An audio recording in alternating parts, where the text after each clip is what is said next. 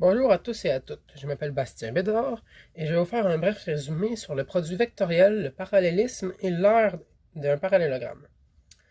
Donc, pour le produit vectoriel, on va chercher à déterminer quel est le produit vectoriel entre deux vecteurs. Il faut faire attention à ne pas le confondre avec le produit scalaire vu précédemment.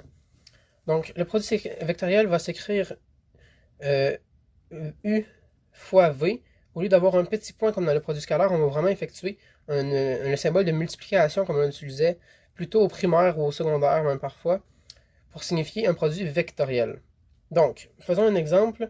Soit le vecteur U de composante 2, 3 et moins 1, et le vecteur V de composante 3, 6 et moins 1. Dans ce cas-ci, le produit vectoriel de ces deux vecteurs va s'écrire comme suit. Ce sera une matrice 3 par 3, où les deux vecteurs vont être un par-dessus l'autre dans l'ordre qu'ils arrivent dans le produit vectoriel. Et dans la première ligne, on va écrire l'ordre des composantes, donc le I, le J et le K.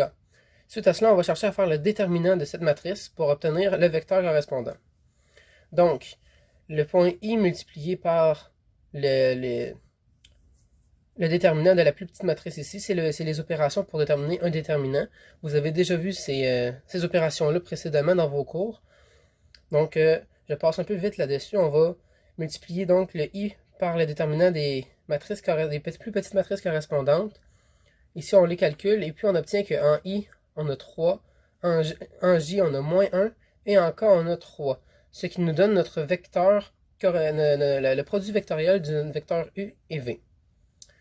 Pour le parallélisme, c'est lorsqu'on réussit à obtenir un vecteur nul avec un produit vectoriel entre deux vecteurs.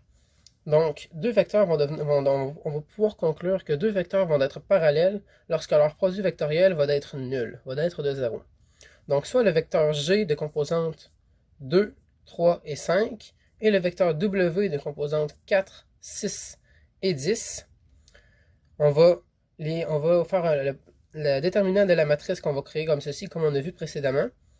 On va en arriver à un vecteur de 0, moins 0, 0. Dans ce cas-ci, vu que notre vecteur est composé uniquement de 0, c'est ce qu'on appelle un vecteur nul. Donc, puisque le produit vectoriel de nos deux vecteurs donne un vecteur nul, on va pouvoir conclure que nos deux vecteurs sont donc parallèles, comme ceci. Dans ce cas-ci, nos vecteurs sont parallèles puisque le vecteur est nul, donc 3, 0. On a un moins 0. Ça reste quand même un 0, donc nos 0 n'ont pas nécessairement besoin d'être tous positifs. Ensuite, pour déterminer l'aire d'un parallélogramme, j'ai construit un petit exemple ici. On a un parallélogramme de sommets A, B, C et D. Donc, les vecteurs qui composent leurs côtés vont être les vecteurs AB, AC, BD et CD. Donc ici, on a les coordonnées de chacun de ces points de l'espace-là. C'est un parallélogramme ici dessiné en 2D parce que j'ai pas assez de talent pour dessiner en 3D. Mais le parallélogramme est en 3 dimensions, donc toutes nos coordonnées, on va avoir 3 points. Donc on va calculer les composantes de nos vecteurs des côtés. Donc le côté AB ici, pour ce faire, on va faire le point B moins le point A. Donc 3 moins 1, on a 2, le 5 moins le 2, on a 3, le 2 moins le 3, on a moins 1. C'est comme ça qu'on détermine les composantes de notre vecteur AB.